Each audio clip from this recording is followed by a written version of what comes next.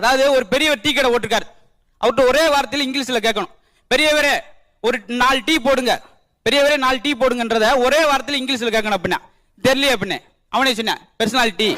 வேகமா கேட்டாரு, என்னையா என்னாச்சு, உன் வீட்டுல வந்து 1.5 கோடி ரூபாயை கொள்ளை அடிச்சுட்டு ஒருத்தி ஓடி இருக்கான், அவனை போய் பிடிக்காம தேவையில்லாம நடிச்சாம சுடாட்டில் வந்து உட்காந்துருக்கியா, ஏன் அப்படி போயிட்டு போறான், எங்க வரணும், எங்க சுத்தி இங்க தானே வரணும். சரி நேத்து ரீல்ஸ் ஆன படத்தை பாக்குறதுக்கு டவுனுக்கு போனியே, ஏன் உடனே திரும்பி வந்துட்ட, பசிலே போட்டாங்க படத்தை, ரீ ஓப்பனிங் பண்ணியாச்சு ஸ்கூல், ஆனாலும் அவன் ஸ்கூலுக்கு போல, ஏன்டா ஏன்டா அவன் காலேஜ் படிக்கிறான். ஒரு அதிகாரி வர்றாங்க, 3 பேர் வந்து, கோழிக்கெல்லாம் என்ன போடுறீங்க, பெருமையா இருக்கட்டும் சொல்லி பாதாம் பிஸ்தா முந்திரி சப்புன்னு இருக்குனாங்க.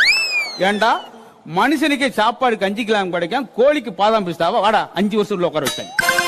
ரீல்ஸ் ஆகி வந்தா எங்க காலை இழுத்து நடக்கிறீங்க, கால் வலிங்க, அட பாவமே தனியா வந்தீங்க, ஒய்ப்ப கூட கூட்டு வந்திருக்கலாம், எதுக்குங்க கால் வலி மட்டும் போதும், தலைவலி வேற கூட.